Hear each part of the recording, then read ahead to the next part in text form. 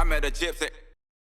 I was listening to JT and Townley. Have you heard any of the podcast stuff that they're doing? No. It's like Live Free Moto or something like I've that. seen It's like an Aussie briefly, channel. yeah. I was listening to a clip this morning, and they were kind of debating the Deegan 2 and 4 of racing Budds Creek on the 450. Yeah. I don't think he's going to do it, so this is kind of the moot point. But JT's like, dude, there's no way he should do it. It would be stupid to do it, to jump in against the best dudes while they're just fully ripping. Last round, you've got nothing to kind of gain from it. And then BT is kind of playing the other side of the coin and saying, well, I think that he should 100% do it. He's been riding the 450 a lot, and it will give him a legitimate idea of just how gnarly this class is and just how much more he has to go. Yeah. There's points there both ways. Like, what do you think? As a mean, guy who's lived it. Yeah, there was times with Jed even that he was gonna jump on early. I think in 23 he was gonna maybe do Daytona. And I was kind of against it at that point. You know, I just thought, man, there's so much on the line for him, and he's gonna be in the 450 class like in like 7 minutes, 2 minutes, 2 months or whatever it was before the first outdoors. So for me at that point, you know, it's kind of, I didn't think it was a great idea. He'd already raced Motocross of Nations. Yeah. So to me at that point, I didn't think there was a lot there. I think it's a little bit different for Haiden if he were to do that. I mean, he's got a really big points gap. I mean, I think he could probably learn a lot. And I think for him right now, I mean, I don't know him super well, but a lot of confidence isn't always a great thing to continue to sustain, you know, because at some point you get a little too lax and you start making mistakes. So, you know, for him to get another, you know, win or, you know, do really well at the last one versus, you know, say he goes to the 450 class and I don't know, I'll just throw out this number. I'm sure it'll get hate either way. Maybe he gets a fifth or something. You know, for him, I think that's probably more beneficial than to go do another 250 national. Yeah. But yeah, I don't know. I'm just not a huge fan of like that level of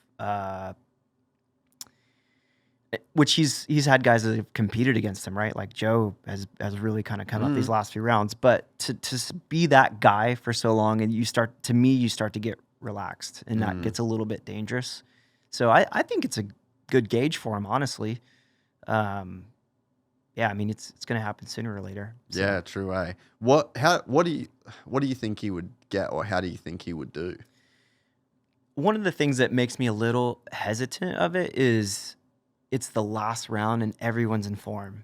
You know, it's different if it's, you know, like say for me jumping into East Coast Supercross, you're coming into a new series. Like everyone's a little bit in form, but you're going to this East Coast. Yeah, time true. Of year. It's like a season within a season almost. There's kind of this reset. Everyone's adjusting. Everyone's going from California to Florida. I mean, there's all these different things happening.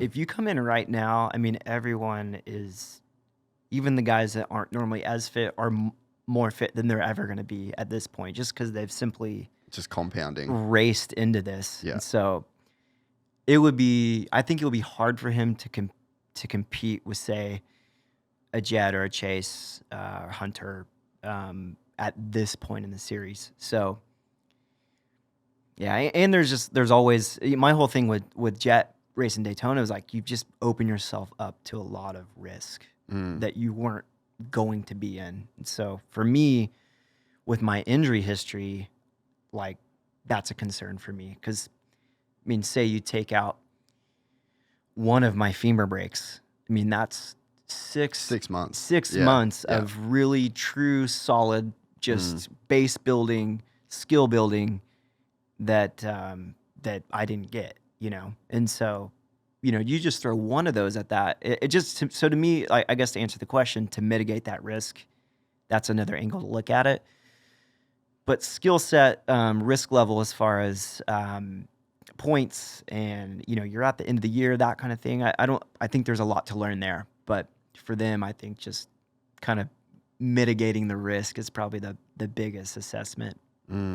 Man, I want to see it. Yeah. I want to see it, especially at Budds Creek too. Like he's been to that track Yeah. a bunch, and it doesn't seem like a bit of a gotcha track like Unadilla. Unadilla to me, kind of dicey. It sneaks up and grabs people all the time. Pretty quick. Yeah. Pretty wild. Yeah, there's some slow parts to Budds Creek too. So probably less trouble to get into at times. Yeah. It is hot, but he doesn't. I mean, that doesn't seem to be too big of an issue for him. Yeah, that's true. That's what I'm saying. It's not. He seems to. His body, everything seems to do well with heat. So for some guys, I don't think I was really a guy that did. Even though it's really hot in Oklahoma, heat was always a difficult thing for me. But it's probably got something to do with your skin pigmentation. I mean, I would argue that. I always told people I was a little overweight as a kid. I'd say that I stretched out my sweat glands. So I lose water like crazy. So I think that's one thing that makes it hard. But yeah, I think for. If you look at all of the things to consider, I think there's a little bit more to gain if they feel like he can pull back, because it's hard if you're not the guy and you're used to being the guy to know when to shut it down, which I have seen something from him that I don't think I've seen in the years past, where he has pulled back a little bit at times. Yeah, you think so? Yeah, I mean, I think at Thunder Valley, yeah, true. When Chance was on, like he was really on. The first moto was more bike related, but the second moto, there was a point in that race where you could kind of see like he accepted, like, hey, he beat me today, and I think that's not a diss on him. I think that's maturity. Yeah, and I think you need that for the 450 class. Say Jet.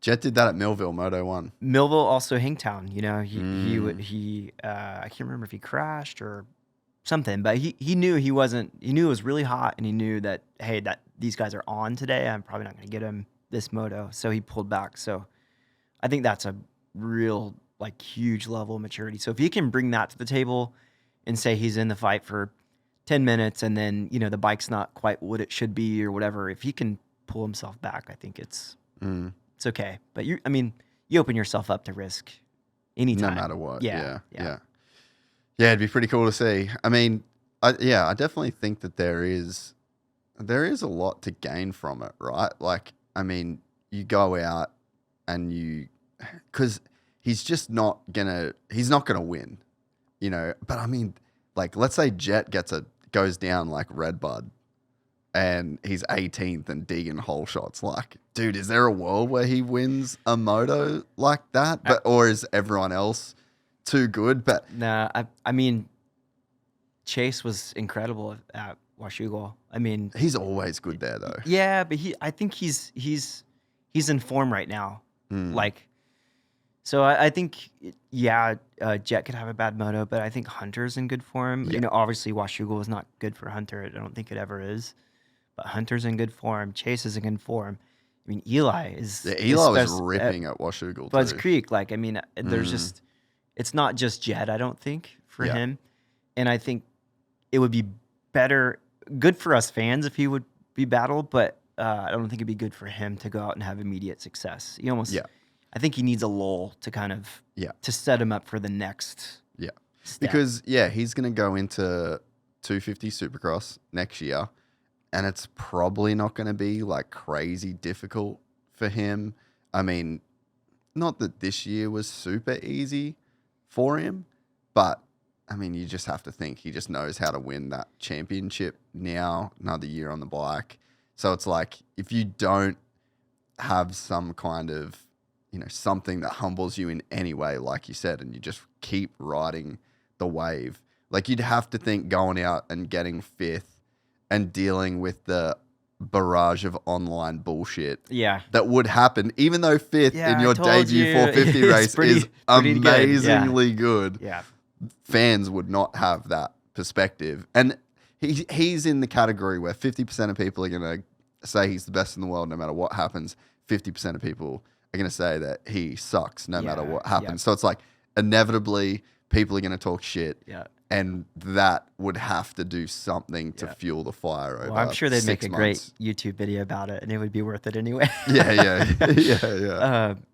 I don't know. I think I'm really curious to see what he does on a 450 as far as his riding, because I think someone like Jet's riding really Translates. It really translates. You know, there's certain guys like I don't think that was the case for James. You know, James set the world on fire on the 125 class, and then he went to 250, and I mean he came out pretty strong in Supercross, but it wasn't what everyone was expecting. And same with Ricky. I mean, look at Ricky's first year. I mean, it was a disaster in Supercross. Yeah.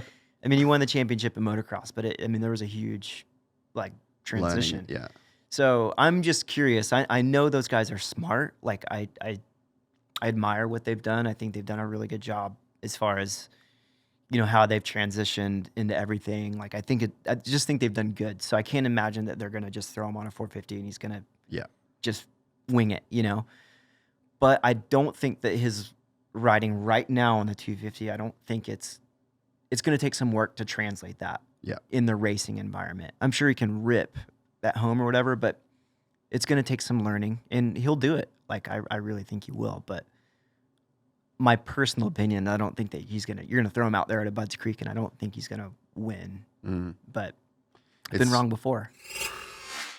You just finished watching a clip from the full 3-hour podcast. You're on our Clips channel. The full podcast live on the Gypsy Tales podcast channel. It's linked right here. Go over to that channel. Give us a like, give us a subscribe, and make sure you never miss a full episode of the Gypsy Tales podcast. If you don't want to watch it on YouTube, you want to watch it on the go, you can also head to our iTunes or Spotify to get the full 3-hour podcast in audio format.